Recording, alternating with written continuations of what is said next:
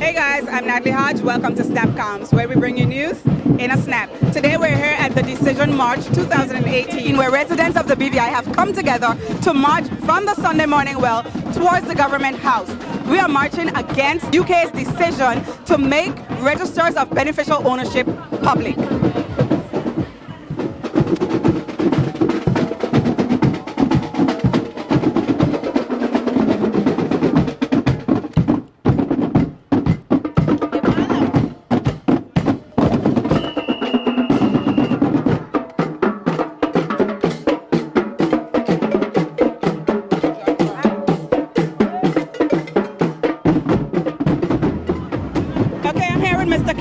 I'd like you to tell us why you think this march is important for the territory today. My simple reason for marching was that I grew up in the Virgin Islands with a certain standard of living, and I want to make sure that the generation that comes after me enjoys the same standard of living. And I really do believe that the UK stepping in the way that they did is a breach of our constitutional rights, and we can't allow that. You know, we're grown enough, we're a grown country, and it's time for us to start making decisions for ourselves, and the UK having a better conversation with us on how to do that. Okay. What advice do you have for the youth of the territory moving forward? This is your country. This is our country and it's our time. So right now we have to move to becoming more proactive, being more vocal, and making sure that all the powers that be, whether it be UK or even local government, know what we would like to work on them with, and how we can support and how we can work together. It's important that we do that. Right now I am just so excited. Right now we have the ESHS drum corps in the front, followed by my staff and students, and I couldn't be prouder right now. This is such a critical moment in the history of the Virgin Islands. Everything is at stake, and it is so incredibly important that students get it. And by the show this afternoon, you can see that they understand and they are willing to fight for their rights. I am so excited to be a part of this decision. Good to see you in the march, Premier. Tell us why you think it's important for you and your fellow members, colleagues, to join in the march. Because the decision that was made to enforce public registration of beneficial ownership on the British Islands could have devastating effects on the BVI, especially when it's compounded by what happened a year ago with the hurricane and whatnot, where more than 40% of the economy was destroyed. This could, add significant to that. It'll be a long march back for us, right? And we need all the assistance we can get now to recover from the effects of the hurricane. We don't need something else like this on top of us now. So what message do you think we are sending by marching against this decision? We are telling the United Kingdom that this decision is wrong. It's not right for them to impose this process on us.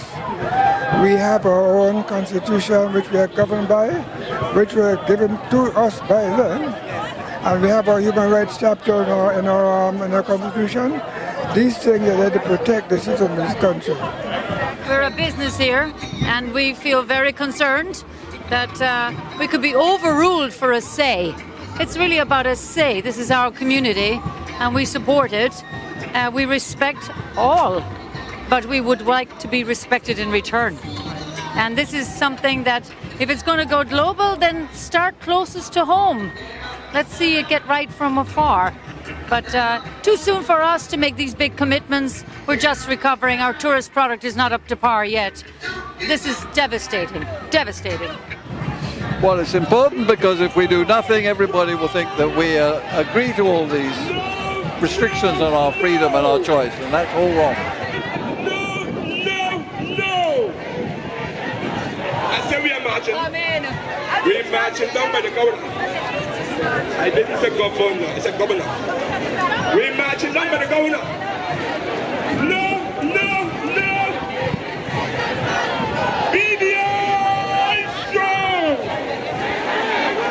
Well, I believe it's very important to come and march because the law that England is trying to hand down to the Virgin Islands and the other territories, I think it's it's a colonial law in first place.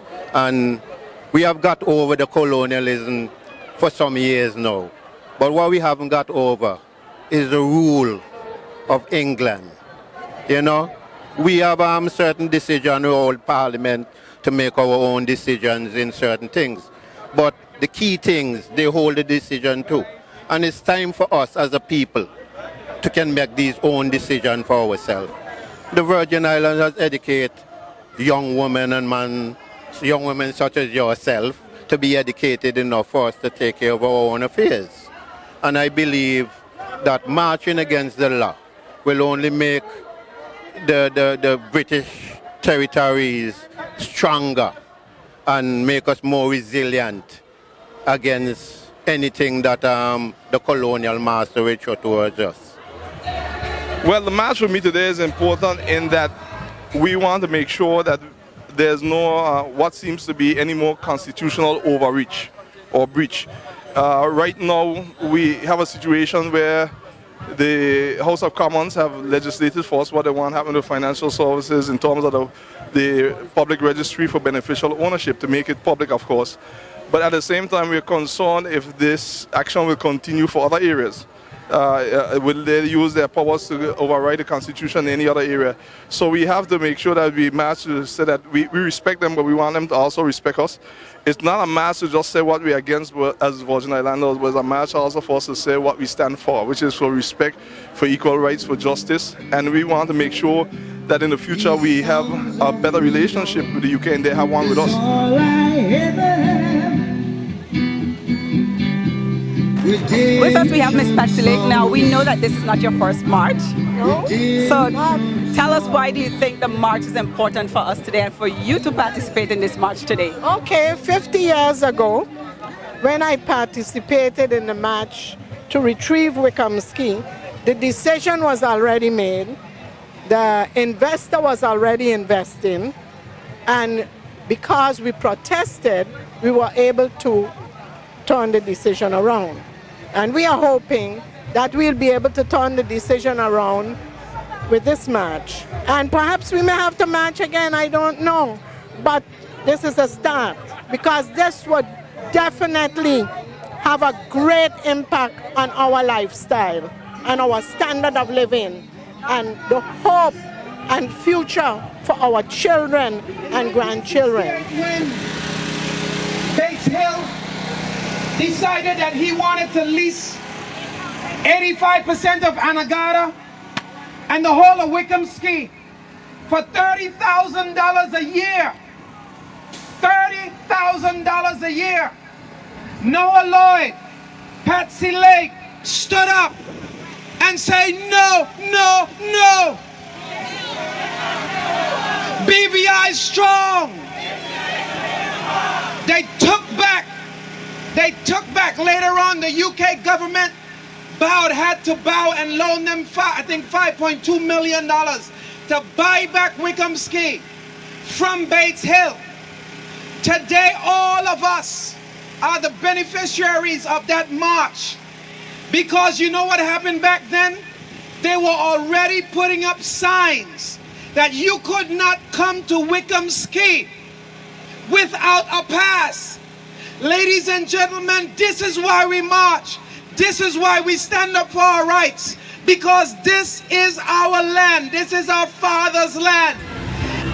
Well, first and foremost, let me just give thanks to God for the courage and the strength of our people to stand up for what they think is right. March is extremely important because something that is unjust is being done that we must demonstrate that we do not agree with. And nothing gets people's attention like peaceful protests. And so the numbers here today are overwhelming, probably greater than anything any of us could have hoped for or imagined. And I hope it sends a very clear message to the United Kingdom government that what they're doing is not something that we agree with, and we are going to stand up against it. We march because we love our country, and the decision they made is wrong. I am here to support the statement made by the Premier, which said the BVI will do this when it becomes a global standard. Yeah, we're here to support the government.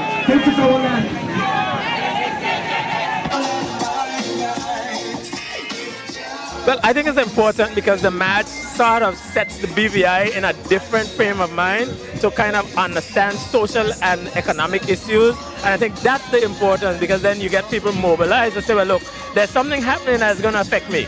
And I think that is what is important. This is our land. This is our land. This is our land. This is our land. This is our land. Well, this match is important for many reasons. Number one, it's not democratic. They're making a decision and we're not aware of it. And number two, it's not practical because nobody wants anybody to know how much money you have in the bank. And it could be dangerous too. Why not in your bank? I might end up maybe kidnapping you or something like that. And also, it's not realistic, you know, because I like to know if those people who pass that law would like to know how much money they have in the bank. I am extremely overwhelmed to be here this afternoon to see such overwhelming support. When I left my home in 1976 to go away to university, I had only one ambition in my life. That was to get an education and come back home and do my best to help my community and to do my best to help my country. And I'm delighted to be here this afternoon to stand up for what we need to do in order to ensure that we build a great little nation that I know that we are going to build. In 1962, the British government appointed Professor Caroline O'Loughlin from the University of the West Indies in Jamaica to come to the British Virgin Islands to do a study for the economic potential of these islands, because they were very worried about whether or not we could continue surviving using grant and aid. Professor O'Loughlin came to these islands and she did a study and she made 3 recommendations to the government of the day.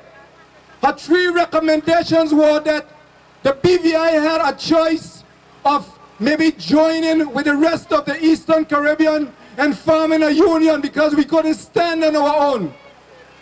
She also said that in the BVI there was a potential for a tourism market, and she went on to say that based on the natural beauty of the islands and especially the beaches, there was a great potential for building a tourism product. And then she went on to say that barring any of those, if those weren't possible, that the best thing that could be done was to remove all the citizens of these islands, take them to Montserrat, and leave these islands to become a bird sanctuary. That was 1962. What are we here about this afternoon, ladies and gentlemen? We are here about something that we are being told to do, and we had no representation in the United Kingdom. That is not only wrong, it is morally incorrect, it is unjust, and it is reprehensible. It was in 1970 to 75, the late Honorable Willard Wheatley helped to lead this country out of grant and aid, and since 1975, we have not received a penny, not one single penny for the United Government, and now they want to tell us how we must run our life. It is wrong, and we must tell them it is wrong. All those of us here, whether you're born here, you ain't born here, whether you come here to live or you come here to visit or you come here to work, everybody has worked to build this industry. And without this industry, what they are planning to do to us, listen to this carefully, people. Listen carefully. If this bill is allowed to stand, it means that government's revenue are going to literally disappear. It means that we are likely to lose jobs. It means that people who come here to work will probably have to go back home because we can't afford to pay them to work even though we want them to work. Listen, this is something that is going to affect VIP, NDP, rich people or poor people. It is going to affect all of us. This is a day that will forever be remembered in the history books of the Virgin Islands. Your presence here this afternoon means that we all share a deep love for our country and for its advancement. You're here because you want the Virgin Islands to continue on its path to prosperity, where we, all of us here, are the owners of our own decision making. More importantly, by showing up this afternoon and signing the petition, it signals to the world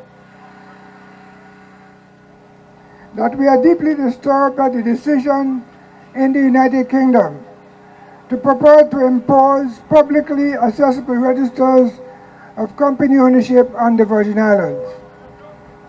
The Virgin Islands today is one of the best regulated jurisdictions globally in the financial services area. And we have continually been engaging with the UK to find ways of tackling crime and terrorism. And as such, we invested over $2 million to create the Beneficial Ownership Secure Search System, otherwise known as BOSS, which balances privacy and transparency, two fundamental elements which underpin a globally recognized and internationally compared approach to beneficial ownership information. Whenever the world shifted the goalposts, we never hesitated to engage. And in fact, the goalpost shifted many times. In fact, we led the charge to ensure we received the compliant ratings, particularly as it related to meeting the standards of the OECD and the FATF, for example. We do not believe in secrecy. We believe that every person has a right to privacy. According to the rule of law and the BVI's Constitution, the fundamental rights of privacy given to all persons, including citizens and corporate entities, must be protected and upheld. Hurricanes Irma and Maria came and knocked us down for a while. But together with God's hand guiding us, we got back up. As your Premier, I can tell you that I'm not worried by the negotiations because they're not over yet. I'm telling you, do not worry, for together with God's guidance, we shall overcome. All these steps we have actively made to show our commitment to what is right. We are proud of this charity's track record of being an international standard setter in global compliance. We stand tall regionally and internationally, and we are a mature and responsible member of the global community. So this decision by the United Kingdom to try to force us to have public record registries is not right. In fact, what it is effectively saying is that 70 cents out of every dollar spent in the BVI, which comes from financial services, will be there no more. That is why I say this decision is deeply disturbing, because it threatens a way of life, our God-given right to live, to eat, to drink, to sleep, to drive, to own, to smile, and to afford. We have forever been fighting to keep our financial services strong so that hard-working Virgin Islanders and residents do not lose a monthly rental on their residential and commercial properties. We have been fighting to keep our financial services legitimate so that our people remain in jobs in order to feed their families and send our children to college. And we've been fighting to keep our financial services strong and compliant so that our supermarkets, our banks, our schools remain open. So it's not just about money. You see, our lives matter. Your children's lives matter. Our generations, those yet unborn, their lives matter. Oh, how radiant are your daughters, and how wealthy are your sons. Your picture, both your beauty and your success is second to none. Green and brilliant are your hillsides, they replenish our hopes and pride. Oh, beautiful Virgin Islands, your qualities can never be denied. Subscribe to our YouTube channel, Twitter, and Facebook at BVI Government and Instagram at GIS-BVI. SnapComms is brought to you by the Disaster Recovery Coordinating Committee, Government of the Virgin Islands.